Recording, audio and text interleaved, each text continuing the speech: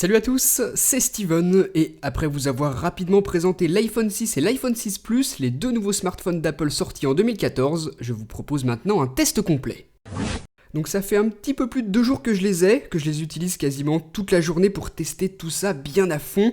Je vais donc pouvoir vous en parler en détail, et surtout éviter de raconter des conneries comme j'ai pu en voir. Plutôt que vous faire 2 vidéos séparées, comme on a vu dans le comparatif qu'il y avait très peu de différences, je vous propose un test commun et j'insisterai sur les minimes différences quand ce sera le cas. Donc c'est parti. Donc pour ce qui est du design, je vous en ai parlé pendant les déballages de cet iPhone 6 et de l'iPhone 6 Plus. On retrouve un smartphone bien différent de celui qu'on avait avec l'iPhone 5 ou le 5S. Cette fois-ci, on l'a vu, les bords sont arrondis. Donc c'est beaucoup plus sympa, en tout cas, moi c'est mon point de vue. Je trouve cet iPhone 6 beaucoup plus esthétique, c'est vraiment agréable de l'avoir en main de cette manière. On a un design qui se rapproche énormément de ce que l'on avait sur iPod Touch 5ème génération. Vous le voyez ici par exemple avec les boutons de volume sur la gauche qui ne sont plus ronds mais allongés. Le bouton verrouillage-déverrouillage n'est plus placé sur le dessus de l'iPhone mais maintenant sur le bord droit, et vous pouvez remarquer que l'objectif photo dépasse un petit peu. Ensuite, sur la carte SIM, pour ceux qui se posent la question, on est toujours sur une nano SIM, donc si vous aviez un iPhone 5 ou 5S, vous n'aurez pas besoin de changer votre carte SIM si vous achetez l'iPhone 6. Donc voilà pour le design, je vais pas trop m'attarder là-dessus, surtout que j'en ai déjà pas mal parlé pendant les déballages de ces 2 nouveaux iPhones. Un point rapide sur les dimensions qui s'affichent à l'écran, donc vous voyez que tout ça a évolué cette année par rapport à la génération précédente, puisque cette fois Apple propose un écran plus grand que celui de l'iPhone 5S, on passe de 4 pouces à 4,7, ce qui nous fait quand même une bonne grosse différence, et au début je vous avoue que ça fait un petit peu bizarre. Sur l'iPhone 6 Plus, c'est encore plus flagrant puisque là on est sur du 5,5 pouces de diagonale pour la taille de l'écran, et ça nous fait vraiment une masse imposante en main.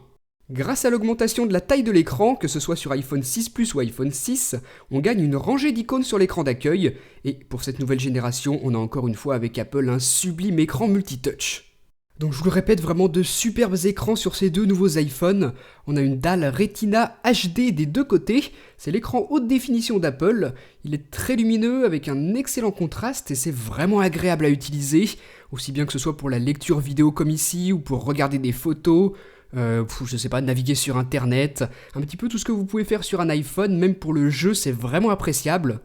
L'iPhone 6 Plus a un écran Full HD avec une résolution de 401 pixels par pouce, donc c'est vraiment sublime, on a un écran magnifique sur cet iPhone 6 Plus.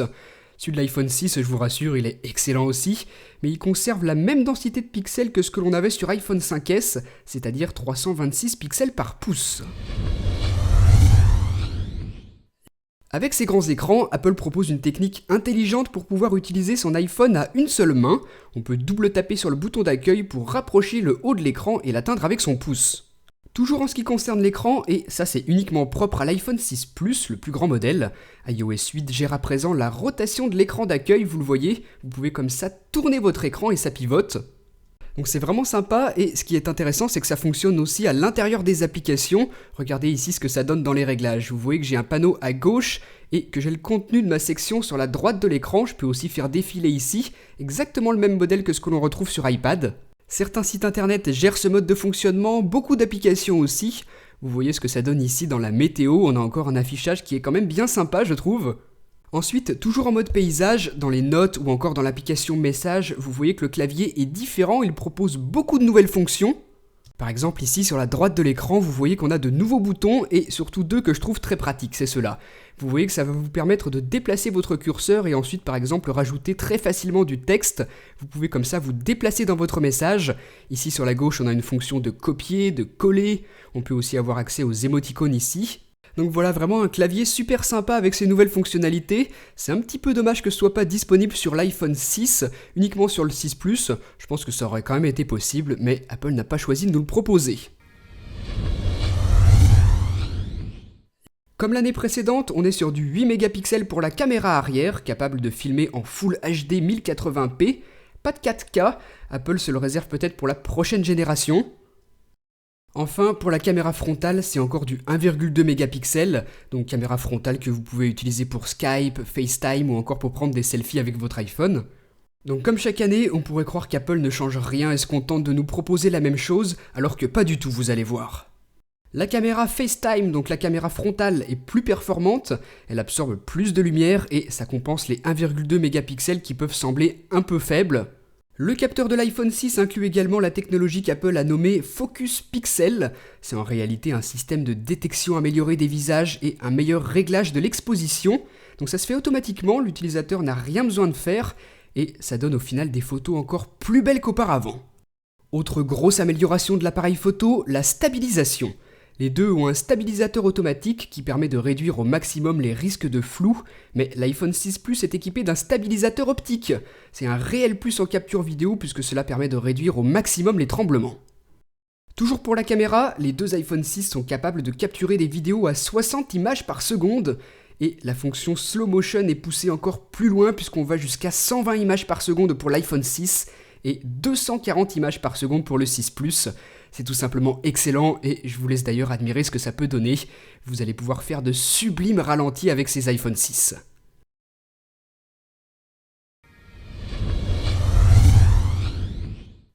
Sur l'iPhone 6 et sur l'iPhone 6 Plus, iOS 8 tourne admirablement bien, c'est extrêmement fluide, rapide. Les deux auront des performances similaires puisqu'à l'intérieur on note que très peu de différence. Ils sont tous les deux équipés de la dernière génération de processeurs Apple, la puce A8. Donc c'est un dual-core cadencé à 1,39 GHz pour l'iPhone 6 Plus et 1,38 pour l'iPhone 6. Donc c'est la même chose pour les deux. On a là des smartphones vraiment puissants. Ça vous empêchera absolument pas de faire tourner les derniers jeux du moment ou encore de faire de l'édition vidéo sur votre iPhone avec iMovie par exemple. Pour le test de performance, voilà les résultats que l'on obtient pour ces iPhones. À titre de comparaison, je vous ai mis ici les résultats que l'on obtient avec le même test sur d'autres smartphones de dernière génération. Quand on prend en compte le résultat du test de performance avec un seul cœur du processeur que vous voyez affiché en un petit peu mauve, eh bien on s'aperçoit que l'iPhone 6 et l'iPhone 6 Plus, les deux sont loin devant leurs concurrents et vous fiez pas trop à ce qui est affiché en vert parce qu'il y a quand même des smartphones quad-core dans le lot. Je vous rappelle que l'iPhone 6 utilise un processeur dual-core, la puce A8, couplé au coprocesseur M8 qui gère les mouvements et qui est notamment exploité pour le fonctionnement de la stabilisation qu'on a vu juste avant. Pour la mémoire vive, 1 Go de RAM et, comme je disais dans le comparatif, le fait qu'Apple propose à la fois hardware et software sur ses iPhones, mais cela lui permet d'avoir une gestion parfaite et des performances au top. À côté de ça, la connectivité 4G LTE est encore améliorée avec des débits pouvant grimper jusqu'à 150 Mbps, donc bien évidemment il vous faudra un forfait 4G et l'opérateur qui supporte ces débits. Enfin, l'iPhone 6 prend maintenant en charge la norme Wi-Fi 802.11ac, donc ça parle pas forcément à tout le monde, je sais bien, ça signifie concrètement que vous aurez un Wi-Fi beaucoup plus rapide, à condition que votre routeur sache le gérer bien évidemment. L'iPhone 6 est aussi équipé de la technologie NFC, mais elle reste uniquement utilisable avec Apple Pay, le nouveau système de paiement sans contact que veut déployer Apple. L'idée est qu'il soit possible de payer en approchant notre iPhone de la borne, en plaçant notre doigt sur Touch ID, le capteur d'empreinte digitale, et qu'il valide notre paiement. C'est pour l'instant encore un petit peu flou et on aura plus de détails là-dessus dans le courant du mois d'octobre. Comme l'année passée, 3 coloris, argent, gold et gris sidéral pour 3 capacités de stockage, 16, 64 et nouveauté cette année pour les iPhones, 128 Go au maximum. Là où ça devient moins rigolo, c'est quand on parle du prix. Entrée de gamme à 709 € pour l'iPhone 6, modèle 16 Go et comptez 100 € de plus pour la même capacité de stockage sur l'iPhone 6 Plus qui débute à 809 €. Avant de conclure, un rapide tour d'horizon des points négatifs et positifs. Donc c'est un avis personnel, je vais commencer par ce qui me dérange un petit peu sur cet iPhone. La batterie pour commencer. Mis à part pour l'iPhone 6 Plus où elle est annoncée en réelle hausse, celle de l'iPhone 6 sera identique à celle du 5S et au final on devra encore et toujours recharger notre iPhone tous les jours et se balader constamment avec un câble de recharge. Moi j'aurais préféré qu'Apple sacrifie un petit peu de finesse pour nous proposer une meilleure batterie, mais bon apparemment comme tous les ans on peut encore rêver. Ensuite, le fait qu'Apple propose seulement du 16 Go en entrée de gamme, ils auraient pu au moins nous faire l'effort de proposer 32, surtout vu la marge énorme qu'ils se font au niveau du stockage qui leur coûte une misère. D'ailleurs, on ne peut toujours pas introduire de carte SD pour augmenter le stockage de notre iPhone. Enfin, dernier petit truc qui me dérange sur cet iPhone 6, c'est l'objectif sur la face arrière qui dépasse comme ce que l'on a sur iPod Touch 5ème génération, ce qui fait que lorsque l'on pose notre iPhone sur une surface plate, une table par exemple, il est branlant et on risque d'abîmer le capteur. Même s'il est protégé par le cristal de saphir, je trouve que ça craint un petit peu. Les choses que j'aime, elles sont bien évidemment plus nombreuses, sinon je l'aurais pas acheté cet iPhone 6, et je retiendrai surtout le design. Moi je le trouve magnifique cet iPhone 6 avec ses courbes arrondies. Il est un petit peu glissant en main au début, je vous avoue que ça m'a fait un peu bizarre, mais finalement on s'y habitue vite après quelques jours.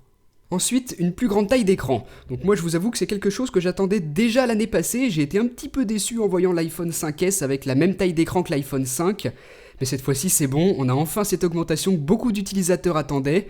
C'est vraiment appréciable même si on peut penser que l'iPhone 6 Plus est trop gros, moi en tout cas c'est le 6 que je préfère. Troisième point que j'adore, c'est l'appareil photo et la caméra de l'iPhone 6. Chaque année, Apple réussit à l'améliorer et à nous surprendre là-dessus. Moi, je suis toujours étonné de la qualité splendide. Pour la photo, l'iPhone est clairement au-dessus des autres smartphones. En tout cas, encore une fois, c'est mon point de vue là-dessus. Voilà, donc au final, Apple frappe une fois de plus un grand coup avec l'iPhone 6, disponible en 2 tailles différentes. Pour ceux d'entre vous qui avaient un iPhone 4, 4S, la mise à niveau vaut clairement le coup, même si je vous avoue que ça va vous faire tout drôle de changer si radicalement de taille d'écran. Et si vous aviez un 5 ou 5S, je vous renvoie plutôt vers mon comparatif que je proposerai très bientôt entre iPhone 5, 5S, 6 et 6 Plus. Si par contre vous n'aviez jamais eu d'iPhone ou si vous étiez parti chez la concurrence, l'iPhone 6 peut vous intéresser maintenant qu'Apple propose de grandes tailles d'écran. Ajoutez à ça, iOS 8 est plus personnalisable que jamais et vous pourriez vous laisser tenter. Voilà, en tout cas, dites-moi dans les commentaires ce que vous pensez de l'iPhone 6 et on se retrouve très vite pour de prochaines vidéos. Salut!